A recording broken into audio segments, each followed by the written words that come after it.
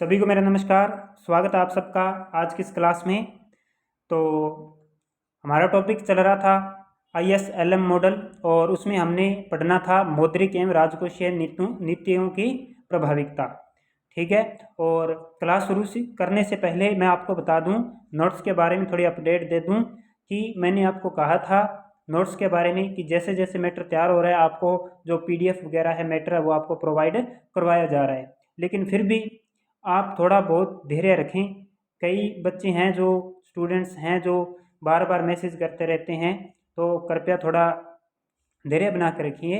समय की बहुत ज़्यादा प्रॉब्लम है, समय का बहुत अभाव है और फिर भी मैं आपके लिए इतना कुछ कर रहा हूँ, तो थोड़ा आप भी साथ बना कर रखिए। तो यही बस आपसे विनती है मेरी, जैसे जैसे मैटर तैयार हो रहा है मैं आपको मैटर प्रोवाइड करवा रहा हूँ। तो चलिए, मेरा बस यही कहना था। चलिए शुरू करते हैं आज की क्लास। तो आज की इस क्लास में हम पढ़ेंगे मौद्रिक नीति का प्रभाव। ठीक है। उससे पहले हम बात करते हैं जो LM वक्र है। ठीक है। LM वक्र के 3 भाग होते हैं। LM वक्र के 3 भाग होते हैं और ये आज की क्लास में हम पढ़ेंगे केंजिया रेंज, मध्यवर्ती रेंज और क्लासिक की रेंज या क्लासिकल रेंज भी से बोलेंगे। केंजिया रेंज में क्या होगा? पूर्णतया लोचदार होगा। LM वक्र क्या होगा? पूर्णतया लोचदार होगा। मध्यवर्ती रेंज में ये कैसा होगा? धनात्मक ढाल वाला होगा। और पूर्णतया बेलोचदार यानी कि क्लासिक की रेंज में ये होगा पूर्णतया बेलोचदार होगा। ठीक है, ये आपने ध्यान में रखना है। अब हम बात करते हैं आगे, इन तीनों के बारे में विस्तार से देखेंगे। सबसे पहले हम बात करेंगे केंजिया रेंज की।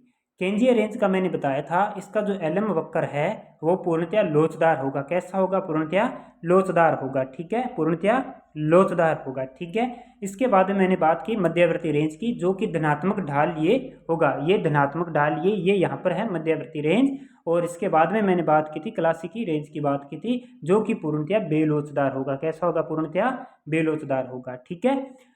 सबसे पहले हम बात करते हैं केंजिया रेंज की और इसे इस पैनल के द्वारा समझते हैं। तो यहाँ पर OY अक्ष पर हमने ब्याज दर ली है और OX अक्ष पर हमने आय ली है। ठीक है। और ये IS वक्र है और ये LM वक्र है। ठीक है, जो आपको दिखाई दे रहा होगा। ठीक है। अब यहाँ पर हम बात करते हैं सबसे पहले केंजिया रेंज की। देखिए, केंजिया रेंज में क्या होगा? अगर मुद्रा की पूर्ति को बढ़ाया जाता है, अगर मुद्रा की पूर्ति को बढ़ाया जाता है, ठीक है, MS को बढ़ाया जाता है, ठीक है, तो इससे क्या प्रभाव पड़ेगा? ब्याज दर पर क्या प्रभाव पड़ेगा? आय पर क्या प्रभाव पड़ेगा? अगर मुद्रा की पूर्ति को बढ़ाया जाता है, इससे क्या होगा?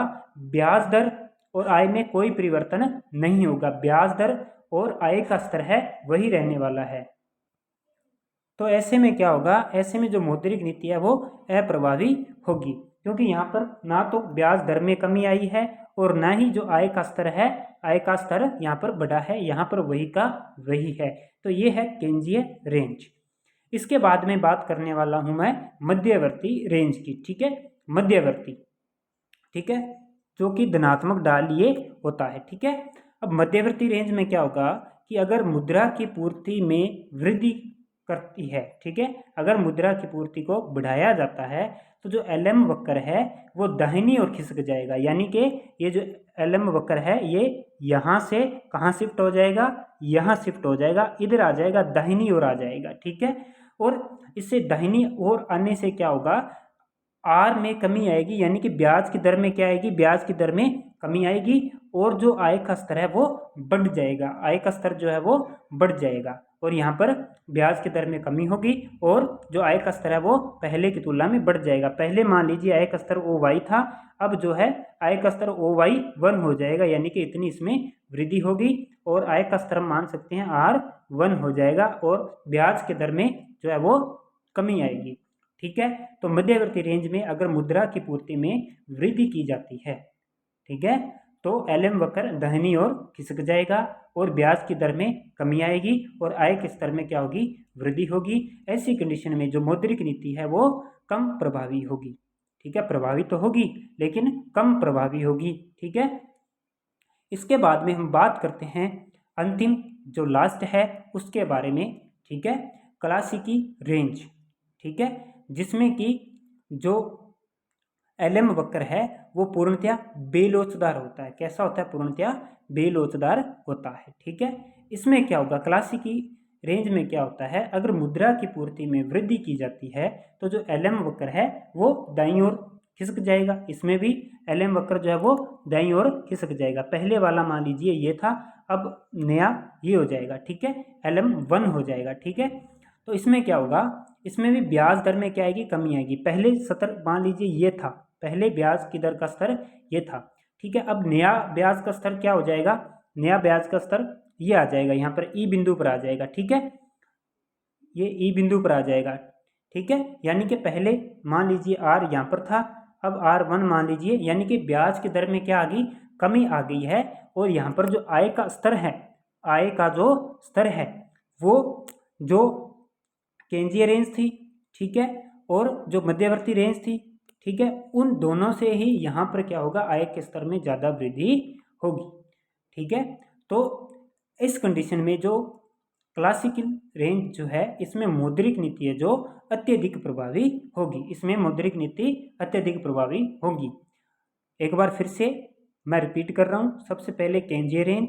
ठीक है, केंद्रीय रेंज में अगर मुद्रा की पूर्ति को बढ़ाया जाता है तो इसमें ब्याज दर और आय के स्तर में कोई परिवर्तन नहीं होगा। ठीक है, अगर बात करें मध्यवर्ती रेंज की, मध्यवर्ती रेंज की बात करें तो इसमें क्या होगा, अगर मुद्रा की पूर्ति में वृद्धि की जाती है तो एलएम वक्र दाहिनी ओर खिसक जाएगा और ब्याज की दर में कमी आएगी, ब्याज की दर में कमी आएगी।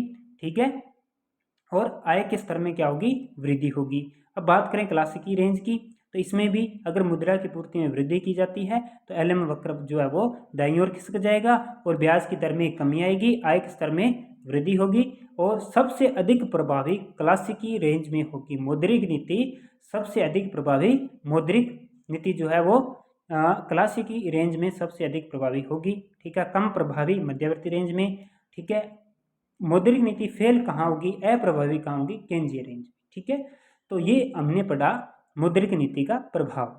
ठीक है, इससे आगे की जो वीडियो है उसमें हम पढ़ेंगे राजकोषीय नीति का प्रभाव। तो उम्मीद करता हूँ आपको ये चैप्टर जो है समझ में आया होगा। तो अगर आपने चैनल सब्सक्राइब नहीं किया तो चैनल को सब्सक्राइब कर लीजिए, शेयर कीजिए, लाइक कीजिए। कोई डाउट हो तो कमेंट कीजिए, और डाउट न हो तो भी, आपको कुछ अच्छा लगे तो भी आप कमेंट करके ज़रूर बताइए। और टेलीग्राम चैनल को जरूर ज्वाइन कर लीजिए, जिसका लिंक आपको डिस्क्रिप्शन में दिया गया है। धन्यवाद।